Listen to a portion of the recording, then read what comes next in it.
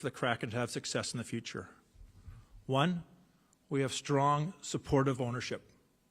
Two, we have a passionate fan base that brings an intensity every game night to Climate Pledge Arena. Three, we have a core group of players that love being in Seattle and want to have success here. And finally, four, we have a pipeline of young players coming who are pushing for spots on the NHL roster. The future is very bright with the Seattle Kraken. This summer is going to be extremely busy. I'm excited about the resources that I'm going to have at my disposal to improve this roster. And I can assure you that we will improve it for next year and build on this team for not only a solid year next year, but for years to come. I can't wait to get started. Thank you very much.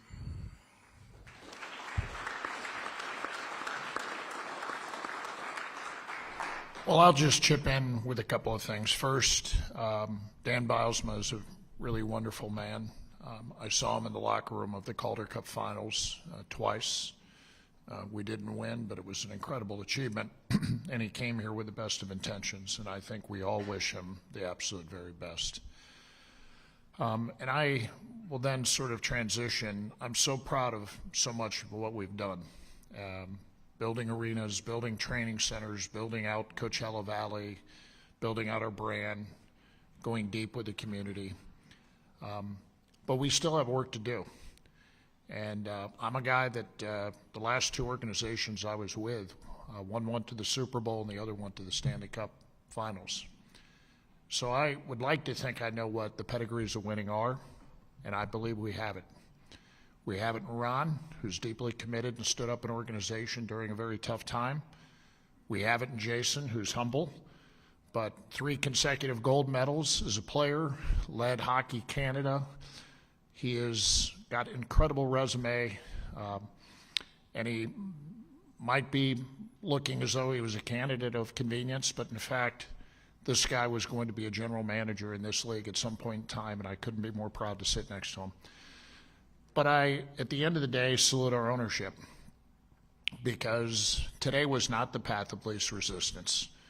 People weren't saying we had to part company with our coach, but our owner has been incredibly supportive and pushes us for excellence. And when you talk about a pedigree and winning and dreaming about winning and building a long-term winner here, it does start with ownership, and we're all incredibly blessed to have a great owner. Welcome, sir. You're going to love Seattle, and we're honored to have you as our general manager. Thank you very much. Thanks, Todd. We'll move to questions now. So as we get going here, just put your hand up. Mike, thank you very much, and we'll bring a mic over and get started. I'm going to use this one. Thank you all for doing this. Mike Benton, KGR Radio. For anybody here at the table with the on-ice goals in mind, how much can you walk us through with the change of responsibility between Ron and Jason and how that reflects the goals of talent acquisition and where this coaching search is going to go as well? Yeah, no, we've talked about this. I feel strongly that if we're asking Jason to step into the GM chair and manage all those responsibilities, that he has to have final say in decisions. We will have discussions. I will give him my opinion.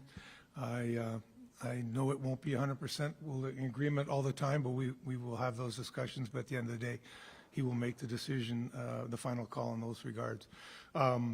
You know, there's so much to do with the job, from, you know, players and agents and managing your staff and stuff. And this will free me up in some regards to do other specialized things where I can work closely with our young prospects, give them information maybe a little quicker as to whether we think guys are going to make it or not make it. It allows us to make decisions on signing guys or trading guys, mentor some of our young players, get out on the road with our staff. You know, there's more than enough work for two of us to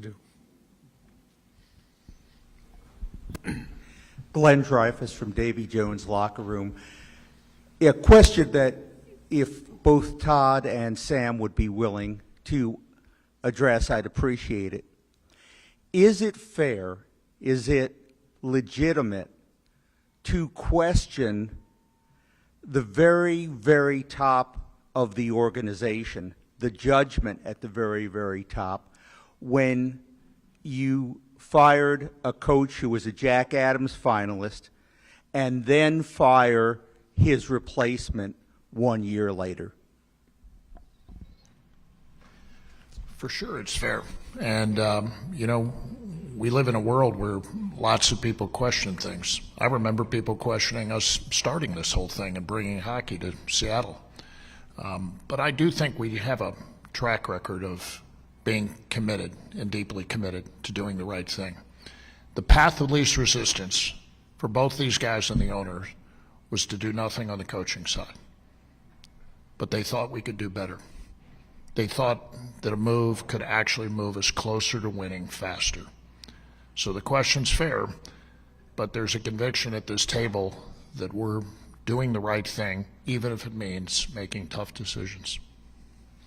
The fact that people are questioning us means they care, and that's good news for us. And like I said, Ron built this hockey organization from nothing, and we have great foundation here, and my job is to support Ron and now Jason and have interesting and difficult discussions, but to support their decisions because that's the role they're in. Curtis Crabtree, Fox 13. For whomever feels best positioned to answer this one, can you guys kind of walk us through the decision with Dan and when you made the choice to go a different direction, and if there's a coach available or something that you had in mind, or was this purely on Dan's performance that you guys decided to go a different way? No, I'll handle it. Yeah, no, you know, it would have been easy, as Todd said, just to leave things and go forward. I just, when we're watching the games, I didn't like the way we were playing. I thought our team could use more structure, more details in our approach, and the end of the day, we didn't get the results that we were expecting this year. So, yeah, the easy path is probably to sit there and say, okay, we'll try it all again next year and hope things go better. This is not an easy decision to make, but you know, this organization is about trying to take some risks and do things, and we just felt that at this point we needed to make a change. Going forward, I'll let Jason talk to that, but it's still early in that process to, you know, there's nobody at the top of the list right now that we're saying this is our guy. No, and from that standpoint, Ron and myself will put a list together here. We'll certainly begin interviewing people and going through that process, and then continue to evaluate the situation from there.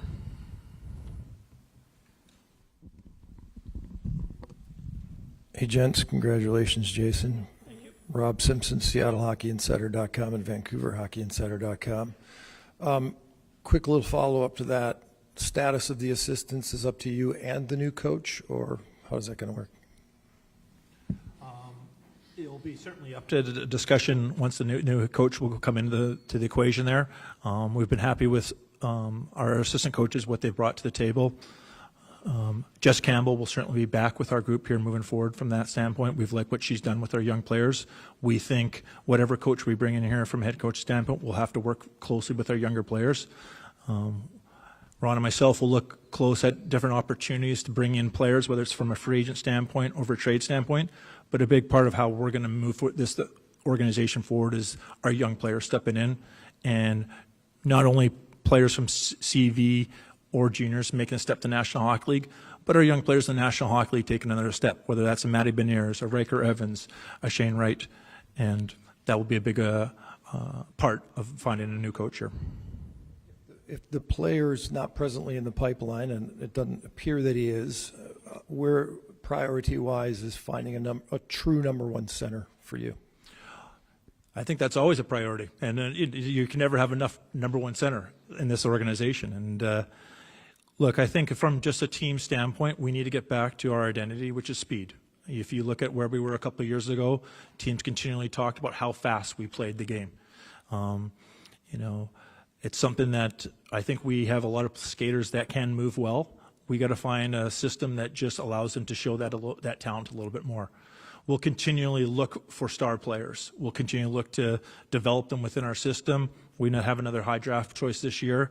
We'll look at trade possibilities. We have draft capital from that standpoint. But in the meantime, until that star player arrives, we'll continue to try to improve our team from an incremental standpoint.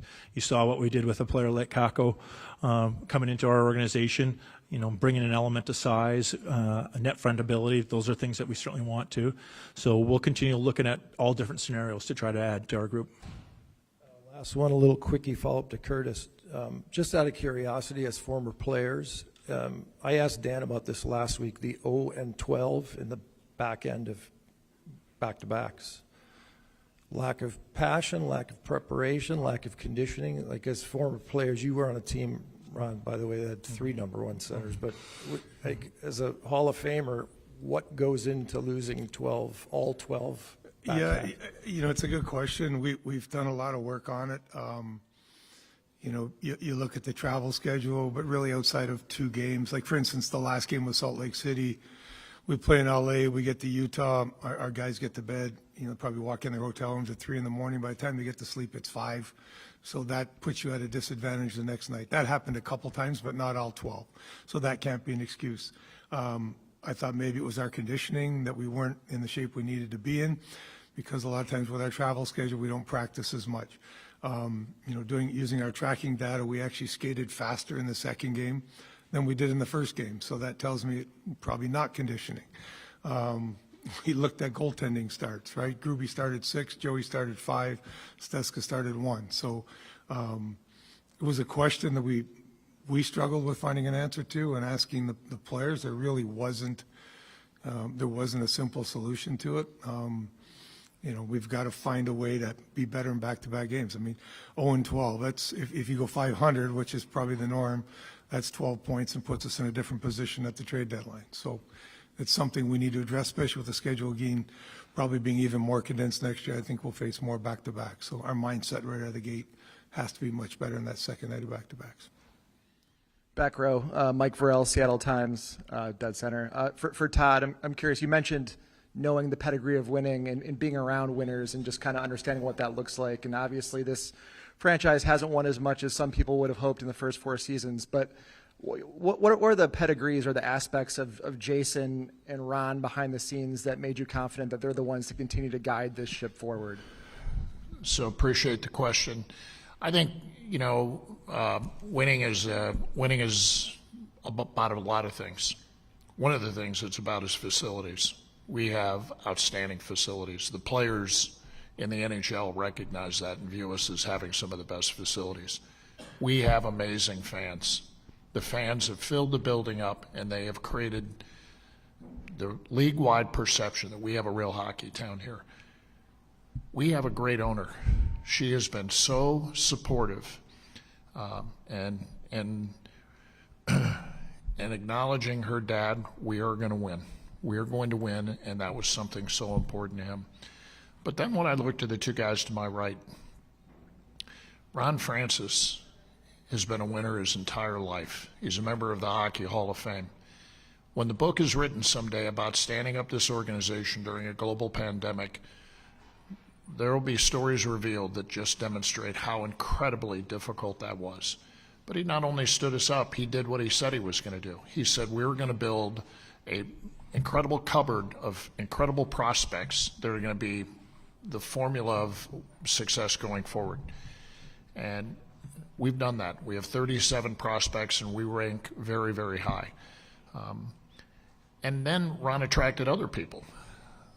The challenge with Jason sitting here is most people think it was preordained. But in my opinion, he was going to be the general manager of a team, and it was going to happen soon. And I am thrilled that he chose to say that it is Seattle that he wanted to apply his trade. He is so well respected. I got notes this morning from other people I know around the league saying, this guy is fantastic. And so when you add all of that together, those are all the pieces that I felt that we finally got together in the Seahawks. Those are the pieces that came together when I was with the Tampa Bay Lightning, and I feel those pieces are in place here.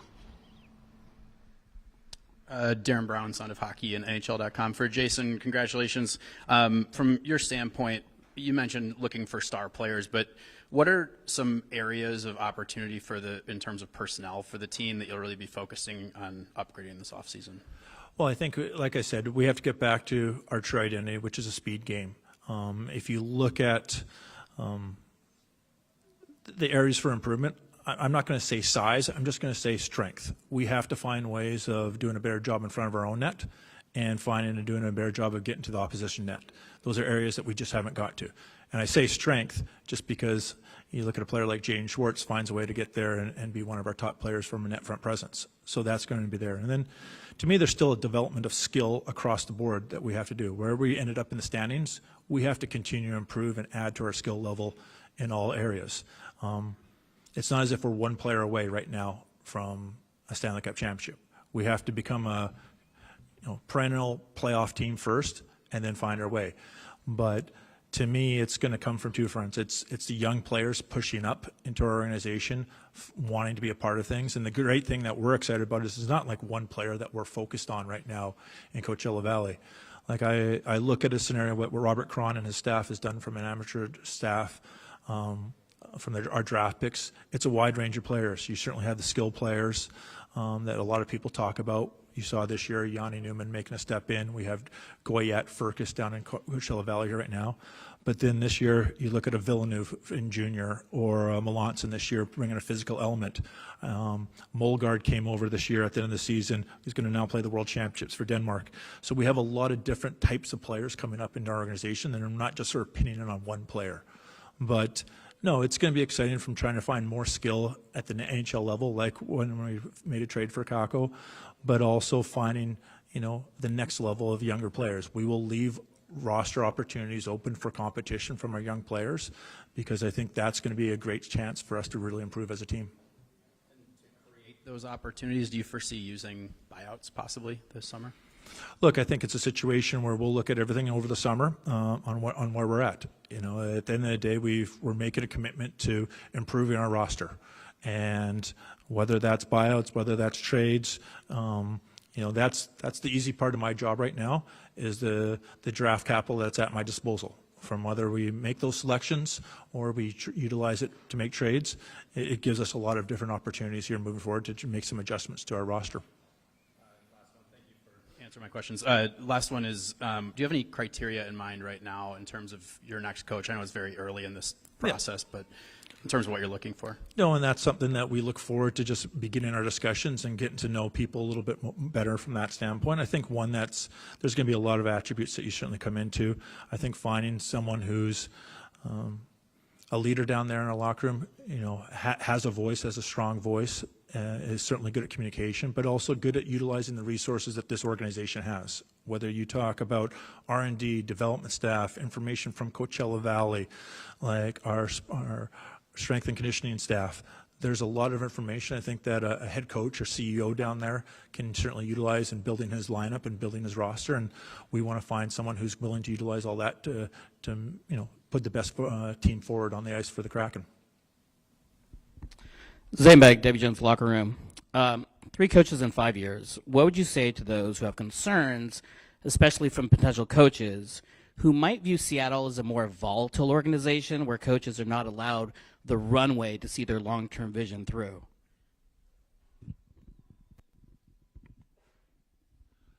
Look, I think it's a situation that's already been talked about already here tonight. Like, we are dedicated to winning, and that's what, from that standpoint there. And, where you can talk about the volatility, it can also talk about the excitement of our younger players. Like, you talked about centermen before. We have a center situation here right now of, Stevenson, Wright, Beniers down the middle, with Berkeley Catton also another one that we certainly have signed that we have high hopes for in the future too.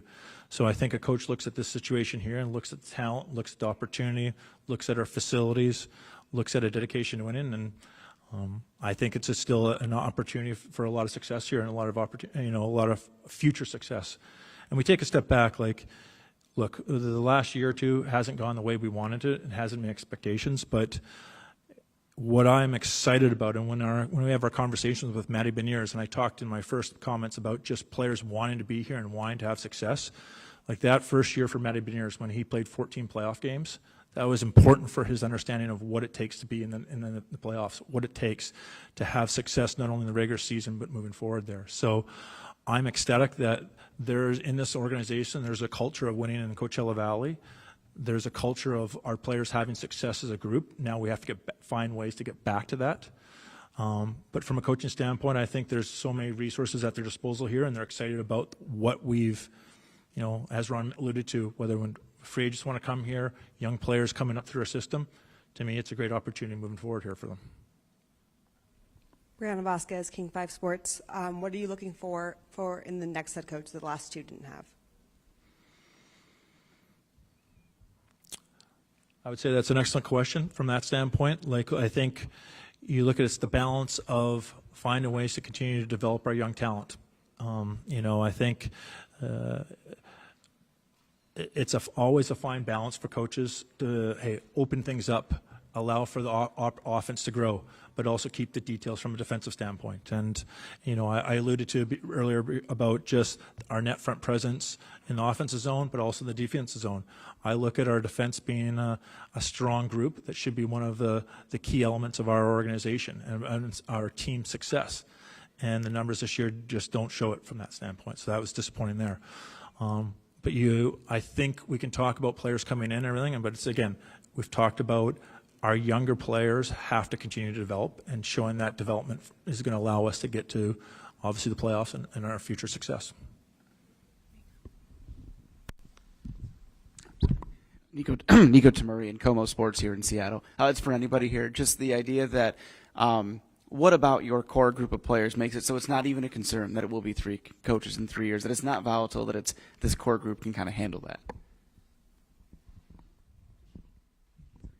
Well, I think, as I said, when we have meetings with them at the end of the season, they're wanting to find solutions here. They're looking for us to find a solution and being a part of Seattle. There's no discussion about players wanting to go somewhere else. They're ecstatic about being here and being a part of it. And I think they get excited about seeing, I know when Matty came in his first year, or at the end of our first season, it really elevated the hopes of our players. And I think that sort of happened in the second year, or in this year and stuff too, with a player like Yanni Newman coming in and, bringing a spark. And then they hear about some of our younger players. That gets them excited about moving forward here from that standpoint. And I think we've always had a very coachable group. I think they're continually looking for answers from, whether it's our skill coaches or our sports performance staff on just, what they can do to get stronger, what they can do to improve their conditioning. They take it to heart that we were 0-12 in back-to-back games. It's not something that they just sort of wash their hands of. And to have a group that's dedicated to nutrition, dedicated to improving themselves, that's great to see. And now we have to find the right person to lead them.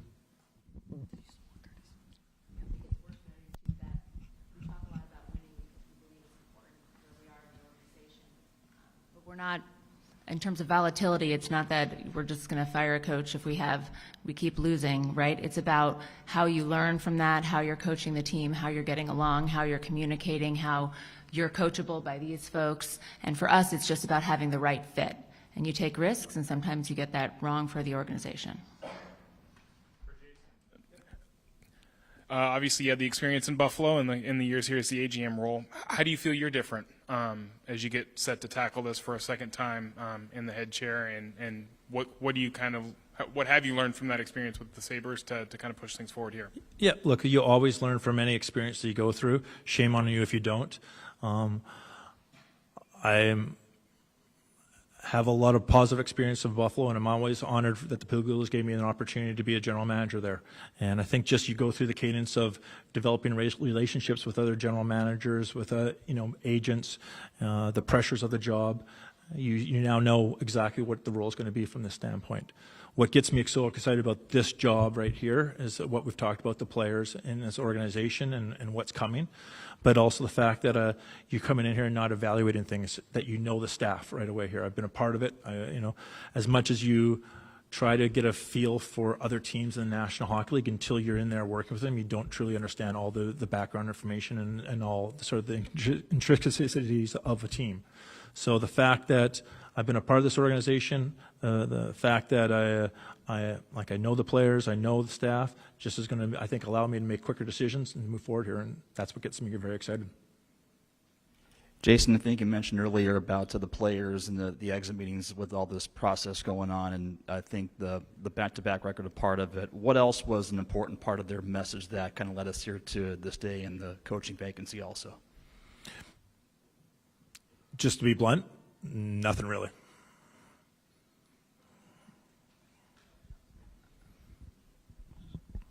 Hi, Allison Valor, Davy Jones Locker Room. This is for Jason or for Ron. Something that was mentioned just a couple minutes ago was the fact that Jason specifically said he believes that the defensive corps has the ability to play at a higher level, to execute at a higher level. And that was true a season ago, but it wasn't true this season. And you mentioned the numbers maybe not matching up with what you expect of that defensive corps. Why do you think the numbers didn't match up? What kind of led to that discrepancy there? Yeah, I think there was some changes within our defensive structure in our D zone that led to us spending a little more time in our zone than maybe we needed to, and some of the just sort of little intricacies of how we played this year versus previous years, I think led to some of those more opportunities against. All right. RJ Eskinos, Emerald City Hockey. I was wondering, Jason, could you expand a little bit more on what your role was as assistant GM over the last 4 years and kind of what that job entailed?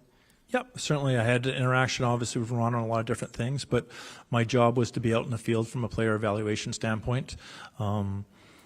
Worked at times with Troy Bodie on just setting things up in Coachella Valley, but that was his main responsibility.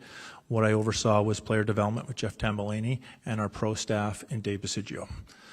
From a player evaluation standpoint, certainly looked at trades, free agent acquisitions, but also made sure to try to have a strong feel for what our first round draft pick was going to be. And then last summer, there was some talk about taking the next step to be a playoff team, and you were aggressive, brought in some veterans, big money contracts, long term, and it's a lot of the same talk I think so far going to this off season. And what difference in approach will there be, if any, to try and ensure a different team result from this summer's acquisitions? Well, I think there's always, that's why you're looking at different mix. Our younger players will be a year older. I think it's always helps from that standpoint. At this time last year, we didn't know if Shane Wright was going to be a full-time NHLer or not. He did take the step, but hey, we're going to be aggressive again in free agency from that standpoint.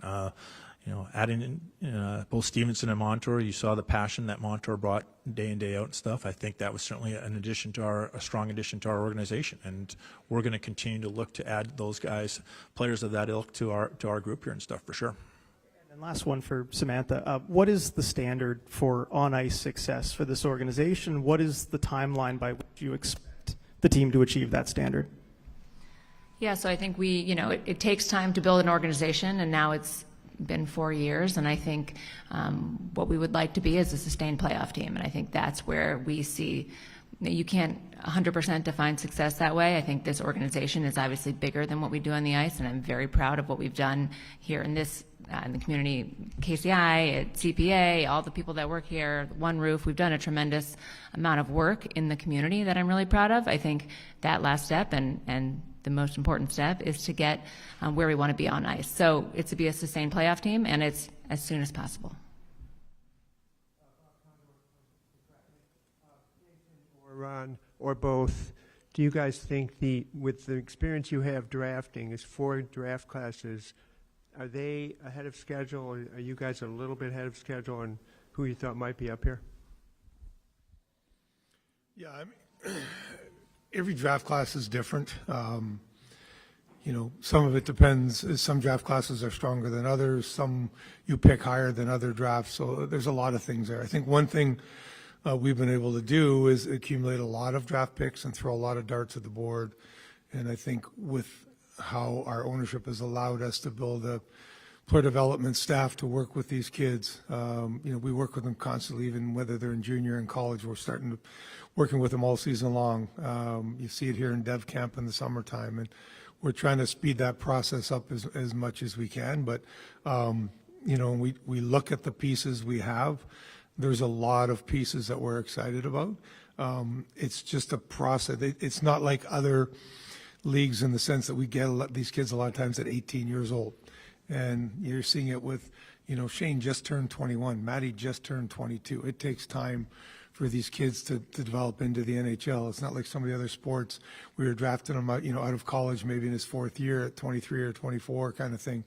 So there is a process to it, but we're excited about a lot of the names that Jason mentioned. You got to see some of those this year in our lineup, and we're excited that the team in Coachella Valley is in the playoffs again, because that's huge experience for them and huge development for them, and we look forward to watching those guys play there as well.